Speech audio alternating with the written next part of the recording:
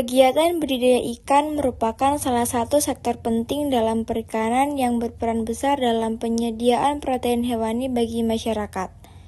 Untuk mencapai hasil produksi yang optimal, berbagai aspek manajemen perlu diterapkan secara terencana, termasuk manajemen sumber daya manusia dan lingkungan.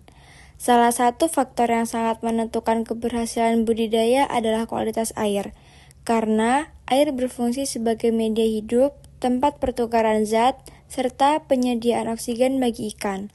Kualitas air yang baik akan mendukung pertumbuhan ikan secara maksimal, sedangkan kualitas air yang buruk dapat menyebabkan ikan stres, gangguan metabolisme, hingga kematian massal.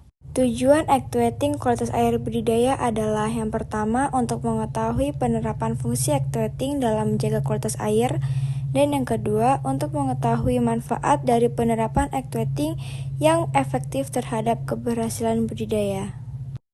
Fungsi actuating merupakan salah satu fungsi penting dalam manajemen, yang berarti proses menggerakkan, mengarahkan, dan memotivasi sumber daya manusia untuk melaksanakan pekerjaan sesuai dengan tujuan yang telah ditetapkan.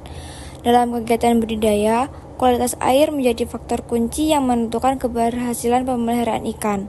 Parameter penting yang harus dijaga meliputi suhu, pH, DO, amonia, nitrit, kekeruhan, serta TTS atau ketotal padatan tersuspensi.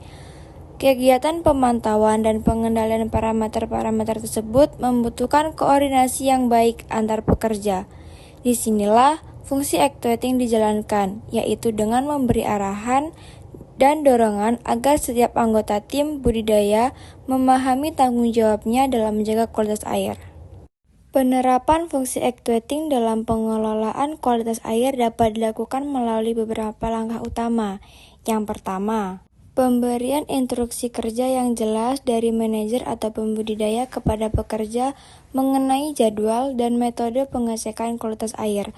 Misalnya, pengukuran suhu dan pH dilakukan setiap pagi dan sore, sedangkan kadar oksigen terlarut dan amonia diperiksa secara berkala menggunakan alat ukur tertentu.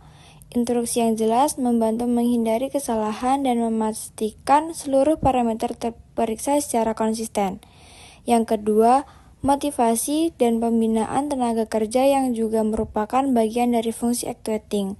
Pembudidaya perlu memberikan pemahaman kepada pekerja tentang pentingnya menjaga kualitas air, menjelaskan dampak buruk dari penurunan mutu air, serta memberikan penghargaan bagi pekerja yang menunjukkan kinerja baik.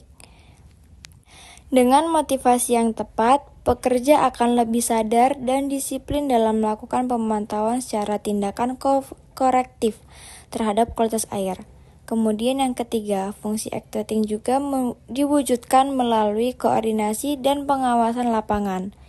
Dalam kegiatan budidaya, sering terjadi perubahan kondisi lingkungan yang cepat, seperti penurunan oksigen akibat cuaca mendung atau peningkatan amonia akibat sisa pakan. Manajer budidaya harus mampu berkomunikasi dengan baik, memerintah tindakan cepat seperti penambahan aerasi, pengurangan pakan, atau penggantian air sebagian. Pengawasan yang aktif akan memastikan tindakan tersebut dilakukan tepat waktu dan sesuai prosedur.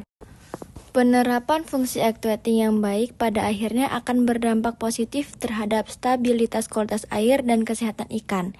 Ikan yang hidup pada kondisi air optimal akan menunjukkan pertumbuhan yang lebih cepat, efisiensi pakan yang tinggi, serta tingkat kelangsungan hidup atau survival rate yang lebih baik. Dengan demikian, actuating tidak berfungsi untuk menggerakkan tenaga kerja, tetapi juga sebagai strategi manajerial untuk menjaga keseimbangan ekosistem perairan dalam sistem budidaya ikan. Kemudian manfaat penerapan actuating. Manfaat pertama dari penerapan actuating yang efektif adalah meningkatkan disiplin dan kesadaran pekerja terhadap pentingnya kualitas air. Ketika pekerja memahami bahwa kualitas air merupakan faktor utama dalam pertumbuhan dan kesehatan ikan, mereka akan lebih berhati-hati dan konsisten dalam melakukan pengukuran serta pemeliharaan air. Manfaat ketiga adalah meningkatkan produktivitas dan pertumbuhan ikan. Ketika kualitas air terjaga baik, ikan akan tumbuh lebih cepat, memiliki nafsu makan tinggi, dan survival rate yang optimal. Secara keseluruhan, penerapan ECTT yang efektif memberikan dampak positif, tidak hanya terhadap hasil produksi ikan, tetapi juga terhadap keberlanjutan usaha budidaya. Kualitas air yang stabil, pertumbuhan ikan yang optimal, serta tenaga kerja yang disiplin dan terlatih merupakan hasil nyata dari penerapan fungsi manajerial ini. Kualitas air merupakan faktor utama yang menentukan keberhasilan budidaya ikan, karena mempengaruhi pertumbuhan, kesehatan, serta tingkat kelangsungan hidup ikan.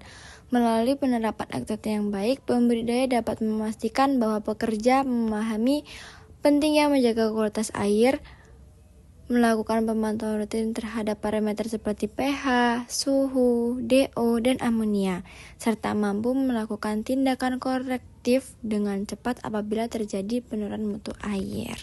Sekian video dari saya. Terima kasih. Wassalamualaikum warahmatullahi wabarakatuh.